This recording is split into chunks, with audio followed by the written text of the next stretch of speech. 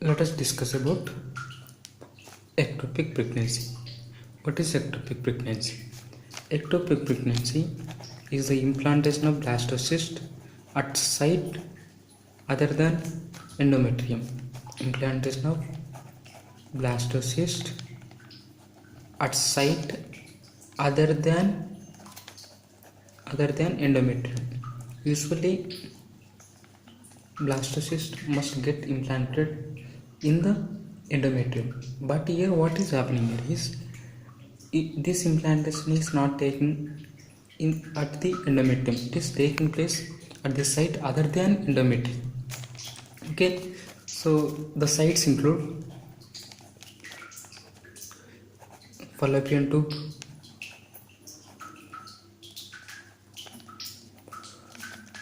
ovary, abdomen, cervix, etc.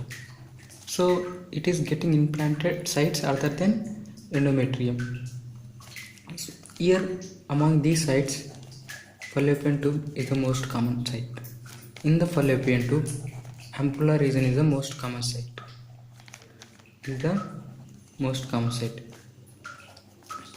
Extratubal site. Ovary is the most common site of extratubal ectopic pregnancy.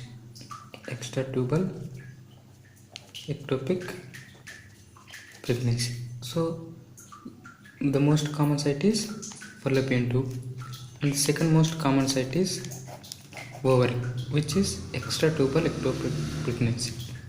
In this lecture, we mainly focus on fallopian tube ectopic pregnancy. So, tubal ectopic pregnancy.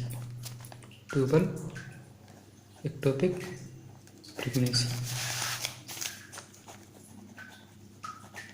So, why this zygote is getting implanted in the fallopian tube? What makes the zygote to get implanted in the fallopian tube? The main reason is, you see, for the zygote to pass through fallopian tube, the movement of fallopian tube will be good, must be good, right? Movement is necessary, that means peristaltic movement or ciliary movement. So both should be in good condition for the zygote to get transplanted from ovary to through the fallopian tube, right? These movements must be good, and one over this zygote will be surrounded by zona pellucida, right? Zona pellucida will surround zygote. The primary function of zona pellucida here is it will not allow implantation. Okay, this will not allow implantation. Here what is happening here is there is some problem in the tubes, especially in the movement of tubes, or there may be problem in the zona pellucida which results in implantation. If you take tubes or tubal factors, when there is previous tubal surgery, when there is previous tubal surgery, what happens? There will be scarring. This scarring will prevent the passage of zygote through the fallopian tube. When there are tubal infections, when there are pelvic inflammatory diseases, these pelvic inflammatory diseases will result in scarring, right? And that leads to hindrance of passage of zygote through the fallopian tube. Infections mainly Chlamydia trachomatis infection,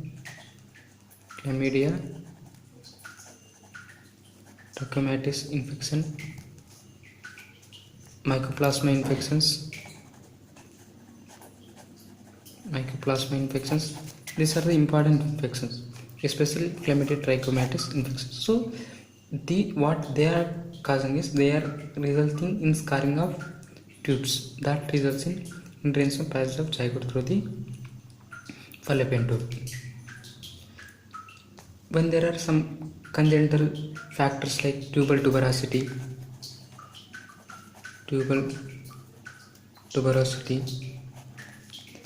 when there is axillary ostia, diverticulus, and one more condition called salpingitis isthmus nodosa of tube. Salpingitis isthmica nodosa of tube. In this condition, what happens is there will be constrictions in the tubes like this. There will be constrictions at various places of tubes. So due to this constriction, zygote cannot pass through the fallopian tube.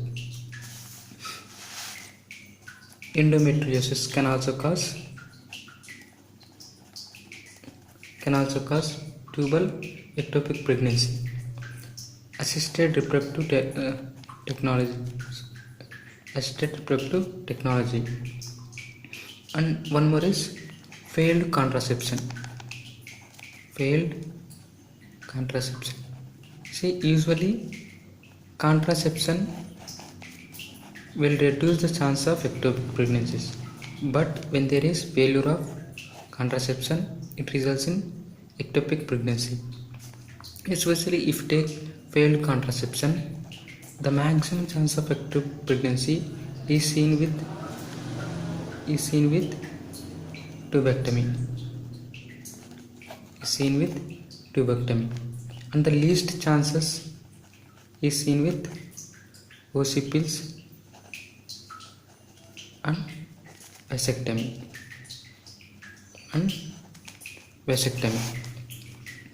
Among intrauterine contraceptive devices,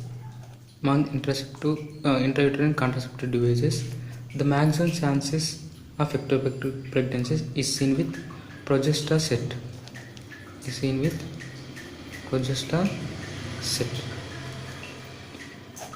Okay, so these are various causes for tubal ectopic pregnancy. And the last very important risk factor in case of tubal ectopic pregnancies is previous history. This is very important risk factor. So the various risk factors that we have discussed in case of ectopic pregnancy, tubal ectopic pregnancy is previous history, when there are previous tubal surgeries, when there are tubal infection, when there are pelvic inflammatory diseases, infections mainly mycoplasma, chlamydia, trachomatis, and when there is congenital anomalies like tubal tuberosity, axillary ostia, diverticula, salpingitis isthmica nodosa of tube, and failure of contraception. When it comes to zygote, as I told you, the importance of zona pellucida. Zona pellucida will prevent implantation. So when there is premature degeneration of zona pellucida, it results in implantation. Premature degeneration of zona pellucida, it results in implantation. This is the etiology of tubal ectopic pregnancy. What happens when there is tubal ectopic pregnancy? When there is tubal ectopic pregnancy, two things can happen. Either it can rupture or it can remain unruptured. So it can either rupture or it can remain as unruptured. When there is rupture, what happens is, when there is rupture, there will be hemorrhage. That means internal hemorrhage. into abdominal cavity, right? So there will be hemorrhage into abdominal cavity, peritoneum. Due to this hemorrhage, patient will undergo shock, right? Will undergo shock, and as there is hemorrhage or blood in the abdominal cavity, this blood will irritate diaphragm. Due to this irritation, there will be shoulder pain.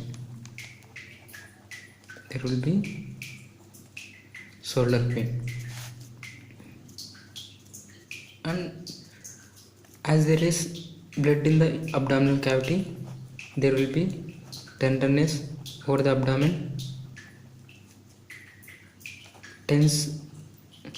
tensity will be there on the abdomen, rigidity will be there, and guarding in the lower abdomen. All these things will be there because blood is in the abdominal cavity. And sometimes this hemorrhage will be seen around umbilicus and perabdominal examination. This blood which surround the umbilicus will be seen as Cullen's sign.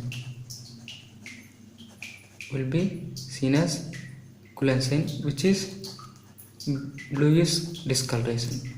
Due to blood around the umbilicus, there will be bluish discoloration, which is called Cullen's sign. Okay, and you see blood in the peritoneum will be there at the posterior fornix. Will accumulate at the posterior fornix. Due to this, there will be bulging of posterior fornix.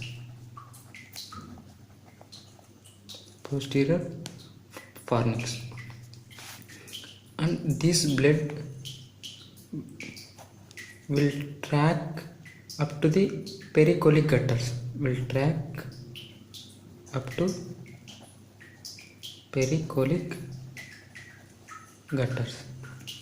And will finally reach to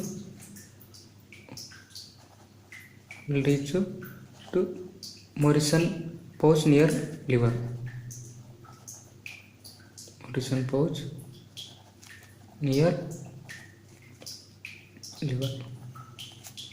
Okay, so the blood in the abdominal cavity will track along the pericolic gutters, which ultimately will reach to pouch near liver, right? As it is pregnancy, so there will be amenorrhea, right? As it is pregnancy. And in the latter stage of pregnancy, this ectopic pregnancy, we will see vaginal bleeding also.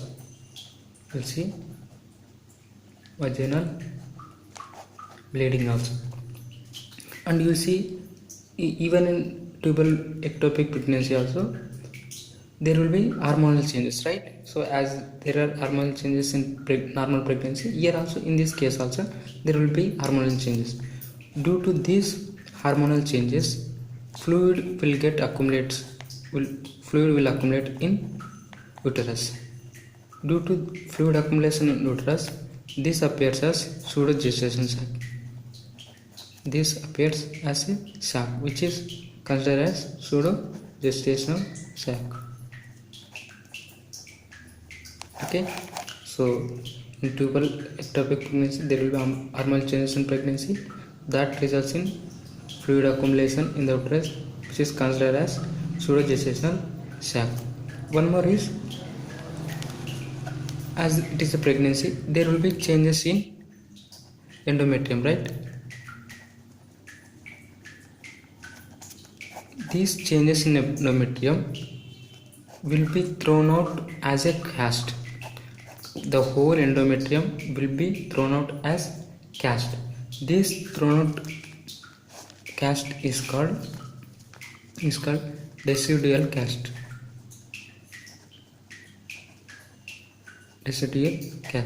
And thrown out this decidual caste is seen both in abortion as well as in ectopic pregnancy. The main difference is in the ectopic pregnancy you will see the products of conception in this caste, whereas in the ectopic pregnancy you will not see the products of conception in the decidual caste, whereas in abortion you will see products of conception, right? So the main difference between the caste seen in abortion and ectopic pregnancy is in the abortion you will see the products of conception, whereas in ectopic pregnancy you will not see the products of conception, right? Then moving to the signs and symptoms. Usually there is a triad. There is a triad of symptoms. There will be a triad of symptoms. The triad include amenorrhea will be there, as it is pregnancy. There will be amenorrhea plus abdominal pain. Later on there will be, as I told you, later on there will be vaginal bleeding. These are the important symptoms, and I already discussed the whole signs and symptoms in this part.